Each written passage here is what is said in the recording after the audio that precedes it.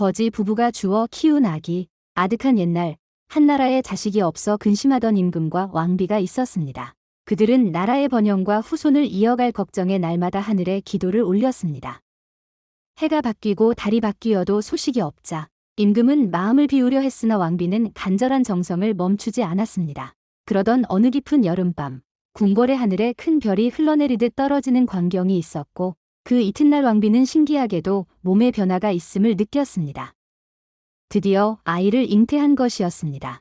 임금은 크게 기뻐하며 온 나라 백성들과 함께 축하 잔치를 열었고 10달이 지나 왕비는 고운 사내 아이를 낳았습니다. 아기는 백옥처럼 희고 눈빛은 별처럼 맑아보는 이들마다 감탄을 금치 못했습니다. 그러나 왕실 내에는 임금의 총애를 받지 못한 대신들과 후궁들이 있었습니다. 그들은 왕자가 태어나자 자신의 권세가 줄어들 것을 두려워했고 서로 모여 모략을 꾸몄습니다. 결국 어느 비밀스러운 새벽, 궁녀로 변장한 자들이 아기를 몰래 안아 궁 밖으로 내다 버렸습니다. 궁궐 사람들은 아기가 갑자기 사라졌음을 알아채고 크게 소동이 벌어졌으나 누구도 아이의 행방을 알지 못했습니다.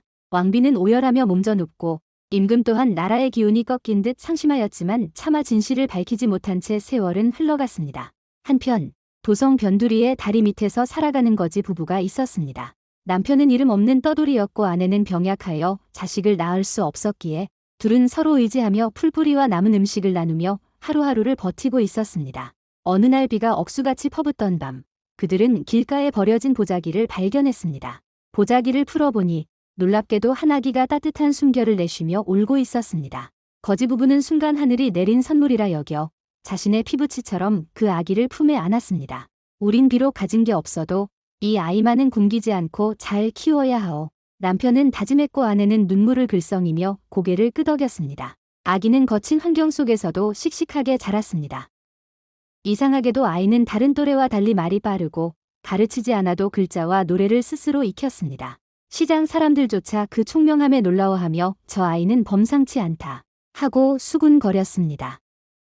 거지 부부는 아이가 배고플까 늘 걱정하며 스스로는 굶더라도 아이에게는 먹을 것을 양보했습니다. 세월이 흘러 소년이 된 아이는 키가 훤칠하고 마음씨가 고와 동네 아이들을 이끌며 공정하게 나누는 법을 가르쳤습니다. 남루한 옷차림에도 그의 말과 행동은 기품이 넘쳐 보는 이마다 감히 무시하지 못했습니다.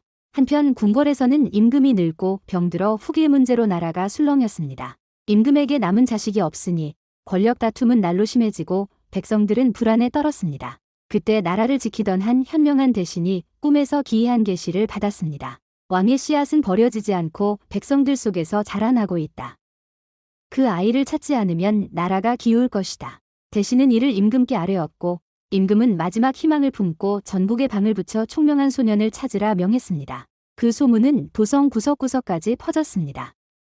사람들은 저마다 자신의 아이가 뽑히길 바랐으나 정작 눈에 띈 이는 거지 부부의 아들이었습니다. 그 아이는 시험 삼아 던지는 문제마다 놀랍게 풀어내고 어른들과 말할 때에도 위엄과 지혜가 담겨 있었습니다.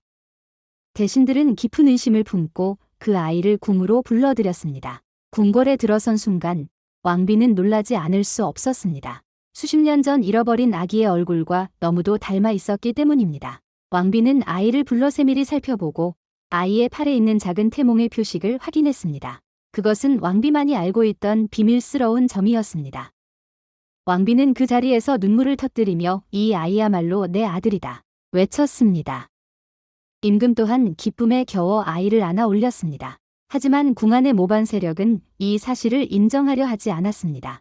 그들은 거지 부부가 꾸민 일이라 몰아세우며 왕실의 혈통을 더럽힌다고 주장했습니다. 이에 임금은 진실을 밝히기 위해 하늘에 맹세하며 성대한 의식을 열었습니다.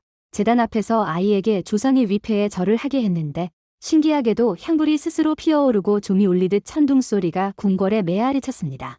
그 광경에 모인 모든 이가 무릎을 꿇고 왕자의 귀환을 인정했습니다. 거지 부부는 왕 앞에 불려와 떨며 섰습니다. 폐하, 저희는 죄인입니다. 피 한 방울 섞이지 않은 아이를 감히 키워왔으니 그러나 임금은 그들의 손을 굳게 잡고 말했습니다. 아니요. 그대들이야말로 하늘이 내게 보낸 은인입니다. 아이가 굶지 않고 바르게 자란 것은 오직 그대들의 정성 덕분이요. 임금은 거지 부부를 도성 한복판의 큰 집으로 이사시켜 주었고 그들을 부모처럼 섬기도록 왕자에게 명했습니다. 왕자는 눈물로 거지 부모에게 절을 올리며 평생의 은혜를 갚겠다고 다짐했습니다.